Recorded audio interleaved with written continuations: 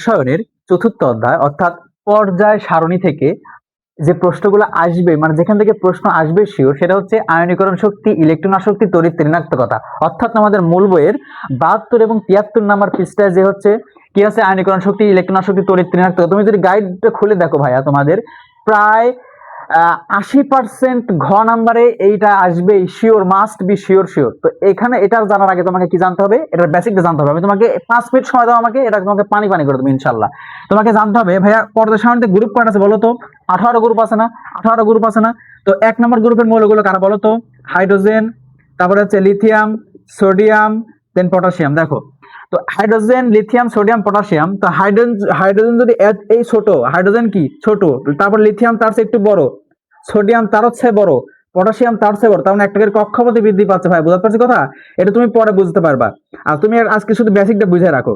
তার মানে একই গ্রুপের উপর থেকে যখন নিচে নামবে, কোথায় ভাইয়া? উপর থেকে যখন নিচে নামবে তখন তাদের ব্যাসার্ধ কি বাড়তেছে না ভাইয়া? দেখো তো, এই বৃত্তের ব্যাসার্ধ কি বাড়তেছে না ভাইয়া? বলো তো, বাড়তেছে না ব্যাসার্ধ? এই যে ব্যাসার্ধ কি বৃদ্ধি পাচ্ছে না? এটা তুমি আগে মাথায় ক্যাপচার করো, এগুলো সহজ। এরা বৃদ্ধি পাচ্ছে না, তখন তুমি মাথায় রাখবা যে একই গ্রুপের যখন উপর থেকে নিচে নামবে তাদের পারমাণবিক ব্যাসার্ধ কিভাবে, এই যে ব্যাসার্ধ, পারমাণবিক ব্যাসার্ধ বৃদ্ধি পাবে। কিভাবে বৃদ্ধি পাবে? এন্ড দেন একই গ্রুপে একই হচ্ছে কি বলে, একই পর্যায়ের, কি ভাই বলতো? একই পর্যায়ের যখন বাম থেকে ডানা যাবে, এটা মুছাই দিলাম ভাই, একটু মুছে দিলাম। আচ্ছা, একই পর্যায়ে না মুছলে চলবে, সমস্যা নাই। আচ্ছা, একই পর্যায়ে কারা? ধরো সোডিয়াম 3 নম্বর পর্যায়ের মৌল না? তো সোডিয়ামের পরে কি আছে? সোডিয়ামের পরে আছে হচ্ছে কি ম্যাগনেসিয়াম, এরপরে কি আছে? অ্যালুমিনিয়াম। এভাবে হতে হতে হতে হতে কি 17 নম্বরে কি আছে ভাই বলো তো? ক্লোরিন আছে না? তার মানে একই পর্যায়ের বাম থেকে যখন ডানে যাবে, কোথা থেকে? বাম থেকে যখন ডানে যাবে তখন পারমাণবিক ব্যাসার্ধ আস্তে আস্তে কি হবে? ছোট হয়ে যাবে, মানে ছোট হবে। সোডিয়াম যদি এত বড় হয় আর ব্যাসার্ধ এতটুকু, তারপরে কি ম্যাগনেসিয়াম? না, ম্যাগনেসিয়াম তার থেকে ছোট হবে, অ্যালুমিনিয়াম তার থেকে ছোট হবে। বুঝতে পারছি কথা?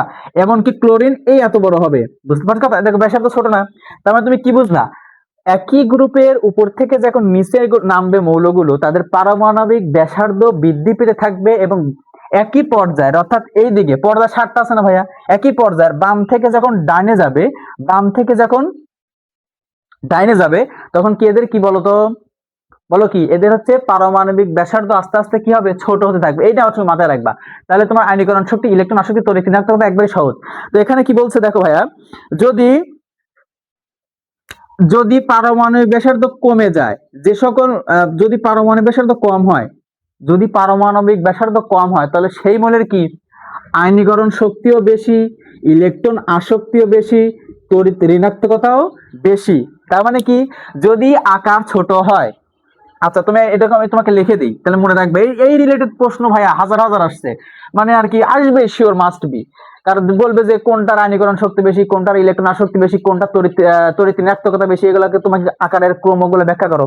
তো সবসময় মাথাতে রাখবা যেটার আকার ছোট, মানে দেখো বাম থেকে ডানে গেলে আকার ছোট হয় না বলো তো ভাইয়া? ছোট হয়, কিন্তু এটা যদি সোডিয়াম তাহলে এটা হচ্ছে ক্লোরিন, এর আকার ছোট না।